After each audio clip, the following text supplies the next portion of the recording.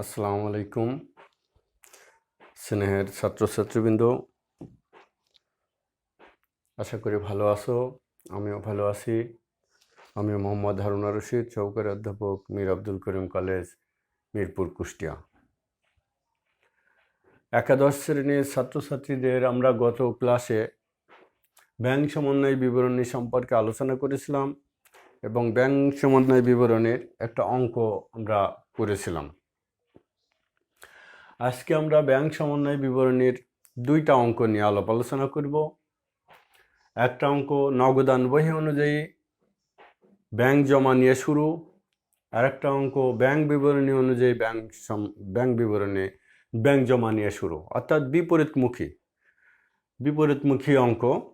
দুইটা অঙ্ক যদি আমরা করি তাহলে এই চ্যাপ্টারের অঙ্ক আর কোনো সমস্যা হবে বলে আমার মনে হয় না। গত ক্লাসে আমরা আলোচনা করেছিলাম সূত্র আকারে নগদান বই অনুযায়ী ব্যাংক জমার উদ্বৃত্ত নিয়ে যদি অঙ্ক শুরু করা হয় তাহলে সেই ক্ষেত্রে আমরা কি বলেছিলাম, ব্যাংকে বেশি থাকলে যোগ, কম থাকলে বিয়োগ। তাহলে আমরা রাফ করে নেব। এবারে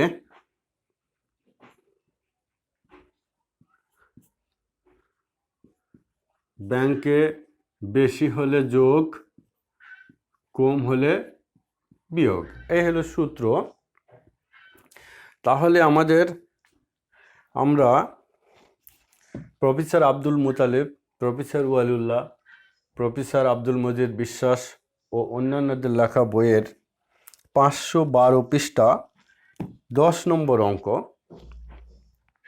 10 নম্বর অঙ্কে বলা আছে, নিম্নলিখিত তথ্যাবলী 2011 সালে 31শে ডিসেম্বর তারিখে আহসান অ্যান্ড কোং এর হিসাব বইতে হইতে নেওয়া হয়েছে। 1. 2011 সালের 31শে ডিসেম্বর তারিখে নগদান বই মোতাবেক ব্যাংক জমার উদ্বৃত্ত 18,500। 2. পাওনাদারকে ইস্যুকৃত 6,000 টাকা চেক 31শে ডিসেম্বর 11 পর্যন্ত ব্যাংকে উপস্থাপিত হয়নি। ঠিক এইভাবে প্রশ্নটা আছে। প্রশ্নটা আমরা একবারে রাফ করে নেব। তাহলে এখানে এক যেহেতু উদ্বৃত্ত, সেহেতু এখানে উদ্বৃত্ত একবারে আমরা বসাই দিলাম। এখানে ছক ব্যাংক সমন্বয় বিবরণ টাকা আমরা বসালাম। নগদান বই অনুযায়ী ব্যাংক জমা 18,500। এখন কোনটা যোগ এবং কোনটা বিয়োগ হবে আমরা এটা রাফ করে নেব। তাহলে এখানে 2, 3, 4, 5, 6টা আইটেম আছে। 6। তাহলে 2 নম্বরে বলছে এখানে 2 নম্বরে বলা আছে যে পাওনাদারকে ইস্যুকৃত চেক উপস্থাপিত হয়নি। পাওনাদারকে একটা চেক আমরা দিলাম, সে চেকটা পাওনাদার ব্যাংকে ভাঙালো না, তার বাড়িতে রেখে দিল। সেই ক্ষেত্রে ব্যাংকের টাকা বেশি থাকে ব্যাংকে। তাহলে আমরা সূত্রে লিখলাম কি, ব্যাংকে বেশি থাকলে যোগ, কম থাকলে বিয়োগ। তাহলে পাওনাদারকে যেহেতু চেক আমরা দিলাম, পাওনাদার ব্যাংক চেকটা ভাঙালো না, তাহলে ব্যাংকে বেশি থাকলো। তাহলে 2 নম্বর আইটেমে যোগ হবে 6,000। আচ্ছা, এরপরে 3 নম্বর আইটেম আছে কি, একজন দেনাদার সরাসরি ব্যাংকে জমা দিয়ে দিয়েছে। কোনো দেনাদার যদি সরাসরি ব্যাংকের টাকা জমা দিয়ে দেয় তাহলে ব্যাংকের টাকা বেশি থাকে। তাহলে এই ক্ষেত্রেও যোগ হবে 2,500।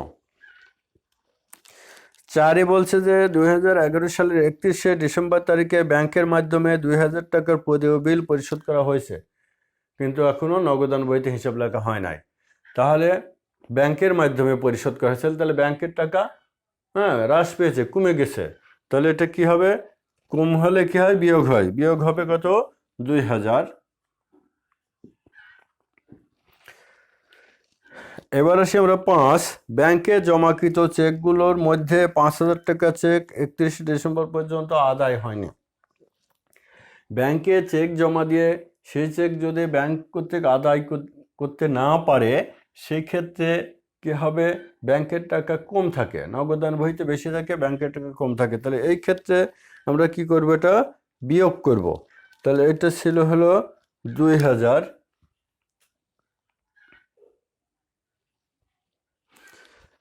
টাকা ছিল 5000 বিয়োগ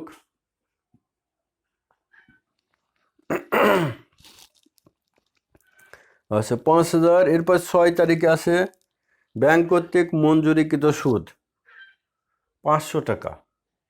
ব্যাংক কর্তৃক মঞ্জুরিকৃত সুদ, ব্যাংক যদি সুদ মঞ্জুর করে তাহলে ব্যাংকের টাকা বেশি হয়, তাহলে এটা যোগ হবে 500। ঠিক 6 আবার আছে কি ব্যাংক কর্তৃক ধার্যকৃত চার্জ। ব্যাংক কর্তৃক ধার্যকৃত চার্জ হলে ব্যাংকের টাকা হ্রাস পায় অর্থাৎ কমে, তাহলে এটা বিয়োগ হবে। তাহলে কোনটা যোগ এবং কোনটা বিয়োগ সেটা আমরা কিন্তু পেয়ে গেলাম। তাহলে এই অনুযায়ী আমরা যোগ পেলাম কয়টা, 1 2 3টা। এই 3টা আমরা প্রথমে যোগের এখানে সাজাবো। এখানে তাহলে আমরা কি লিখলাম, এখানে লিখলাম নগদান বহি অনুযায়ী ব্যাংক জমা 18,500, যেটা আমাদের প্রশ্নে ছিল। এবার যোগগুলো আমরা এখানে সাজাবো। যোগ 1, ইস্যুকৃত চেক উপস্থাপিত হয়নি, এটা 2 নম্বরে অঙ্কে ছিল, তাই 2 দিলাম, 6000। 2, দেনাদার কর্তৃক ব্যাংকে জমা, এটা 3 নম্বর আইটেম ছিল, 3 দিলাম, 2500 টাকা। ব্যাংক কর্তৃক মঞ্জুরিকৃত সুদ 6 নম্বর আইটেম ছিল, 500। তাহলে টোটাল যোগ করলে কত হলো, 9000 টাকা। তাহলে আগে ছিল 18,500, পরে 9000, তাহলে টোটাল যোগ করলে হয় 27,500। এরপরে আসি আমরা, এবার কোনগুলো বিয়োগ হবে। এখানে আমরা পাইছি বিয়োগ পাইছি কত, 1টা 2টা 3টা। আচ্ছা 3টা বিয়োগের ভিতরে এখন বিয়োগ 1, প্রদেয় বিল পরিশোধ। ব্যাংক কর্তৃক প্রদেয় বিল পরিশোধ, এর আইটেম ছিল কত, 4, 2000 টাকা। 2, ব্যাংকে জমাকৃত চেক জমা হয়নি, 5 নম্বর আইটেম, 5000। ব্যাংক কর্তৃক ধার্যকৃত চার্জ 6 নম্বর আইটেম, 200। তাহলে এখানে যোগ করলে সর্বমোট হয় 7200। তাহলে এখানে সর্বমোট যোগফল ছিল 27500, এর থেকে 7200 যদি আমরা মাইনাস করি তাহলে হবে 20300। তাহলে এখানে আমরা লিখব ব্যাংক বিবরণী অনুযায়ী ব্যাংক জমা। তাহলে এই অঙ্কটা ব্যাংক সমন্বয় বিবরণী আমরা শেষ করলাম। ব্যাংক সমন্বয় বিবরণী করার সময় আমাদের সব সময় রাফটা করে নিলে আমাদের ভুলটা হওয়ার সম্ভাবনা কম থাকে। তাহলে এই অঙ্কটাই যদি আবার আমি ওই পদ্ধতিতে করি, তাহলে যদি এখানে যদি এই জিনিসটাই উল্টাই দিই, এখানে ব্যাংক জমা না দিয়ে যদি ব্যাংক জমাতিরিক্ত দিতাম, তাহলে এখানে যেটা আমরা বিয়োগ করলাম সেটা যোগ করতাম, আর যেটা যোগ করেছি সেটা বিয়োগ করতাম, এটা উল্টাই যেত। সেই ক্ষেত্রে এই যেমন আমরা এখানে দেখাচ্ছি 11 নম্বর অঙ্কে, 11 নম্বর অঙ্কে আসে কি যে 2011 সালের 31শে মার্চ তারিখে ব্যাংক বিবরণী অনুযায়ী ব্যাংক জমা 18,600। ব্যাংক বিবরণী অনুযায়ী ব্যাংক জমা এই পদ্ধতিতে যদি থাকে তাহলে ব্যাংকে কম থাকলে যোগ, বেশি থাকলে বিয়োগ, এলো সূত্র। তাহলে আমরা আইটেম পাইছি কয়টা, এখানে আইটেম আছিল 7টা। তাহলে 2 3 4 5 6 7। প্রথমে 1 নম্বর তো ব্যালেন্স উদ্বৃত্ত। তাহলে আমরা এবার রাফ করে নেব। এখানে বলছে দেনাদার কর্তৃক সরাসরি জমাদান। তাহলে এই যে 1000 টাকা ব্যাংকে জমা দিতেছে, তাহলে ব্যাংকের টাকা বেশি আছে, ব্যাংকের টাকা বেশি হলে এখানে কি হবে, বিয়োগ হবে। তাহলে বিয়োগ 1000। এরপরে আছে কি পাওনাদার রশিদকে 2000 টাকা চেক ইস্যু করা হয়েছিল, কিন্তু 1000 টাকা চেক এখনো উপস্থাপিত হয়নি। তাহলে চেক ইস্যু করেছিলাম, এটা উপস্থাপিত যদি না হয় তাহলে ব্যাংকে বেশি আছে, তাহলে এই ক্ষেত্রে হবে বিয়োগ 1000। এরপরে আছে কি 2000 টাকা করে দুটি চেক আদায়ের জন্য ব্যাংকে জমা দেওয়া হয়েছে, কিন্তু একটি চেকের টাকা এখনো আদায় হয়নি। তাহলে ব্যাংকে চেক জমা দিছি, সেটা আদায় হয়নি, তাহলে ব্যাংকের টাকা কম আছে। কম থাকলে এই ক্ষেত্রে হলো যোগ হবে 2000। তারপরে আছে কি প্রদেয় বিলের টাকা পরিশোধ করা হয়েছে। প্রদেয় বিলের টাকা ব্যাংক যদি পরিশোধ করে তাহলে ব্যাংকের টাকা কম আছে, তাহলে এখানে যোগ হবে 500। এরপর ব্যাংক কর্তৃক মঞ্জুরিকৃত সুদ। ব্যাংক যদি সুদ মঞ্জুর করে তাহলে ব্যাংকের টাকা বেশি আছে, বেশি থাকলে এখানে বিয়োগ হবে। এটা ছিল 150 টাকা। সবশেষে আছে কি 7 নম্বরে ব্যাংক বিল সংগ্রহ বাবদ যে 50 টাকা খরচ চার্জ ধার্য করেছে। তাহলে ব্যাংক চার্জ যদি হয় তাহলে ব্যাংকের টাকাটা কমে যায়, আর ব্যাংকের টাকা কমে গেলে সেটা হলো যোগ হয়, এখানে যোগ হবে 50 টাকা। তাহলে আমরা কোনগুলা যোগ কোনগুলা বিয়োগ হবে এটা কিন্তু আমরা বের করে নিলাম। তাহলে যোগ হবে কয়টা? 1 2 3টা। তাহলে আমরা এবার অঙ্ক শুরু করলাম। ব্যাংক বিবরণী অনুযায়ী ব্যাংক জমা 18,600। কি লিখলাম? ব্যাংক বিবরণী অনুযায়ী ব্যাংক জমা 18,600 যোগ 1 নম্বরে কি বলছে? ব্যাংকে জমাকৃত চেক আদায় হয়নি। হ্যাঁ, কত টাকা? 2000 টাকা। এই যে এটা। আচ্ছা, এরপরে ব্যাংক কর্তৃক প্রদেয় বিলের টাকা পরিশোধ করা হয়েছে। 5 নম্বর আইটেমে ছিল 500 টাকা। এরপরে আছে কি ব্যাংক কর্তৃক ধার্যকৃত 7 নম্বর আইটেম ছিল 50। তাহলে এখানে সর্বমোট হলো 2550। আগে আমাদের ছিল কত? 18,600। এরপরে আবার যোগ করলাম কত? 2550। তাহলে সর্বমোট হলো 21,150। আচ্ছা, এই 21,150 থেকে এবার কোনগুলো বিয়োগ হবে সেগুলো আমরা লিখবো বিয়োগ। 1 নম্বর দেনাদার কর্তৃক ব্যাংকে জমাদান। দেনাদার ব্যাংকে জমা দিয়েছিল, ব্যাংকের টাকা বেশি ছিল, এই জন্য এই পদ্ধতিটা বিয়োগ হলো। তাহলে এখানে 1000। 2 বলছে ইস্যুকৃত চেক উপস্থাপিত হয়নি। চেক ইস্যু করছিলাম, সেটা উপস্থাপিত হয়নি, ব্যাংকে বেশি আছে, তাই এটা বিয়োগ হবে। ব্যাংক কর্তৃক মঞ্জুরিকৃত সুদ 150 টাকা, এটা ব্যাংকে বেশি আছে, এটাও এখানে বিয়োগ হবে। তাহলে এখানে সর্বমোট হলো 2150 টাকা। তাহলে 21,150 থেকে 2150 টাকা যদি বিয়োগ করি তাহলে আমাদের উদ্বৃত্ত হবে কত? 19,000। তাহলে আমরা এখানে লিখব নগদান বই অনুযায়ী ব্যাংক জমা। তাহলে আমরা প্রত্যেকটা অঙ্কর সময় এইভাবে যদি ভেঙে ভেঙে করে সূত্র প্রয়োগ করে, তাহলে আমাদের কিন্তু এখানে অঙ্কর ভুল হওয়ার কোনো সম্ভাবনা নাই। আর এই সূত্রটা যদি মুখস্থ থাকে তাহলে যে কোনো পদ্ধতিতেই অঙ্ক আসুক, হ্যাঁ, এই পদ্ধতিতে আসুক না এই পদ্ধতিতে আসুক, কোনো ব্যাপার না, একই। তাহলে এই একটা পদ্ধতি, এইটাই যদি আমি আবার সাজাই, এই অঙ্কটাই যদি বলি এখানে যে ব্যাংক বিবরণী অনুযায়ী ব্যাংক জমাতিরিক্ত, ব্যাংক জমাতিরিক্ত, এই কথাটা যদি বলি তাহলে কিন্তু উল্টাই যাবে। তখন এটা ওইটার সাথে ব্যালেন্সের সঙ্গে যোগ হবে নিচের বিয়োগের অংশ, নিচের বিয়োগের অংশ উপরে উঠে যাবে, যোগ হবে এটা। আর উপরে যেটা যোগ করলাম সেটা কিন্তু নিচে বিয়োগ হবে, উল্টাই যেগুলো। অর্থাৎ এই ব্যালেন্স দিয়ে কি দিয়ে অঙ্ক শুরু হলো সেটার উপরেই কিন্তু এটা নির্ভর করছে। যদি নগদান বই ব্যাংক বিবরণী অনুযায়ী ব্যাংক জমা দিয়ে অঙ্ক শুরু করলে এই যে এইভাবে করেছি, আর এই অঙ্কটাই যদি ঘুরাই দিয়ে বলা হতো যে ব্যাংক বিবরণী অনুযায়ী ব্যাংক জমাতিরিক্ত, তাহলে কিন্তু এটা উল্টাই যেত। এই নিচের বিয়োগটা উপরে যোগ হতো আর যোগটা নিচে বিয়োগ হয়ে যেত। তখন এখানে অ্যান্সার শিটে অ্যান্সারটা আবার আলাদা চলে আসতো। প্রত্যেকটা অঙ্কের ক্ষেত্রে একই কথা, একই রকম। তাই আমাদেরকে সবসময় মনে রাখতে হবে যে এই যে ব্যাংকে বেশি থাকলে এই পদ্ধতিতে ব্যাংকে বেশি থাকলে যোগ, আর এই পদ্ধতিতে ব্যাংকে কম থাকলে যোগ, এটা মনে রাখতে হবে। তাহলে ব্যাংকে কম বেশির নিয়মটাও আবার একটু বুঝতে হবে, জানতে হবে কোন কোন ক্ষেত্রে ব্যাংকে বেশি থাকে, কোন কোন ক্ষেত্রে ব্যাংকে কম থাকে, এটাও একটু চিন্তার বিষয়, একটা ভাবনার বিষয়।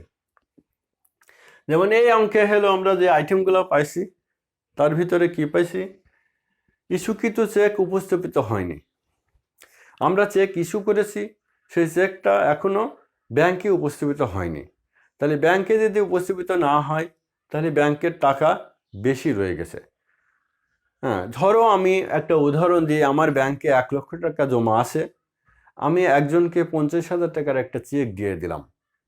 তাহলে আমার হিসাবে আমি লিখলাম আমার 1 লক্ষ টাকা জমা ছিল, 50,000 টাকা চেক দিলাম, তা আমার হিসাবে আমি ওইটা মাইনাস করি, আর ব্যাংকে আমার 50,000 টাকা আসে ধরা হলো। কিন্তু এখন ওই ব্যক্তি চেকটা ব্যাংকে উপস্থাপিত না করে তার বাড়িতে রেখে দিল, তাহলে এই ক্ষেত্রে আমার ব্যাংকে কিন্তু 1 লক্ষ টাকাই রয়ে গেল, অর্থাৎ ব্যাংকে বেশি আছে।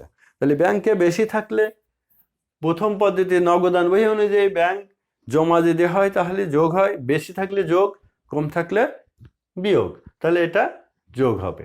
আর এটাই যদি হলো দ্বিতীয় পদ্ধতি, ব্যাংক বিবরণী অনুযায়ী ব্যাংক জমা দিয়ে শুরু করা হয়, তাহলে এটা বিয়োগ হবে।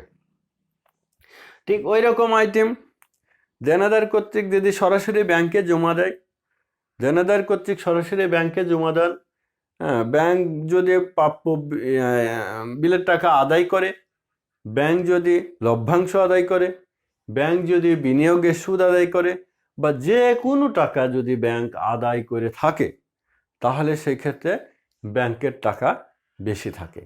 আর ব্যাংকের টাকা যখন বেশি থাকে তখন সেই একই সূত্র, যে এই পদ্ধতিতে আসলে ব্যাংক হলো বেশি থাকলে যোগ, আর এই পদ্ধতিতে আসলে বেশি থাকলে বিয়োগ। এরপরে আছে কি, ব্যাংক যদি সুদ মঞ্জুর করে, ব্যাংক সুদ মঞ্জুর করলে ব্যাংকের টাকা বেশি হয়, সেক্ষেত্রে এই পদ্ধতিতে যোগ, এই পদ্ধতিতে বিয়োগ। এরপরে আরও আসতে পারে কি, ব্যাংক যদি ঠিক ওইভাবে যদি আমাদের ব্যাংক যদি কোনো টাকা পরিশোধ করে, পদেয় বিলের টাকা পরিশোধ করতে পারে, পাওনাদারের টাকা পরিশোধ করতে পারে, অন্য কোনো বিল, বিদ্যুৎ বিল বা টেলিফোন বিল বা অন্য কোনো বিল পরিশোধ করতে পারে, ব্যাংক যদি পরিশোধ করে তাহলে এই ক্ষেত্রে ব্যাংকের টাকা কি কম আসে। ব্যাংকের টাকা কম থাকলে এই পদ্ধতিতে বিয়োগ হয়, আর এই পদ্ধতিতে যোগ হয়। ঠিক ওইভাবে ব্যাংকে জমাকৃত চেক আদায় হয়নি, ব্যাংকে যদি আমরা চেক জমা দিয়ে থাকি, সে চেকটা যদি নির্দিষ্ট সময়ের ভিতর আদায় না হয়, তাহলে আমাদের হিসাব এবং ব্যাংকের হিসাবের মধ্যে একটা পার্থক্য থাকে। ধরো আমি একটা চেক 50,000 টাকার একটা চেক পেলাম, সেই চেকটা আমি আমার ব্যাংকে জমা দিয়ে দিলাম, এবং আমার খাতায় নগদান বহিতে আমি লিখলাম যে চেক বাবদ এত টাকা আমার জমা হলো। তাহলে ব্যাংকে আমার 1 লাখ টাকা ছিল, এখন আবার 50,000 টাকা জমা দিলাম, আমার হিসাব অনুযায়ী 1.5 লক্ষ টাকা ব্যাংকে আসে। কিন্তু ব্যাংক ওই টাকাটা যতক্ষণ আদায় করতে না পারবে ততক্ষণ কিন্তু আমার অ্যাকাউন্টে ওই টাকাটা জমা করবে না।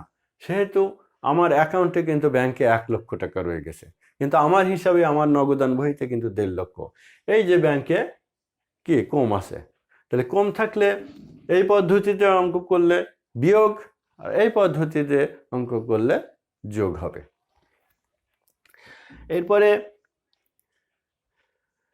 এরপরে আছে কি, ব্যাংক কর্তৃক চার্জ ধার্য হতে পারে, বা ব্যাংক কোনো চার্জ, আমাদের কোনো কাজ করে যদি চার্জ ধার্য করে, সেটা কি ব্যাংকের খরচ, ব্যাংকের টাকা হ্রাস পায়, সে তো ব্যাংকের টাকা কম হলে এই পদ্ধতিতে বিয়োগ, আর এই পদ্ধতিতে যোগ হবে।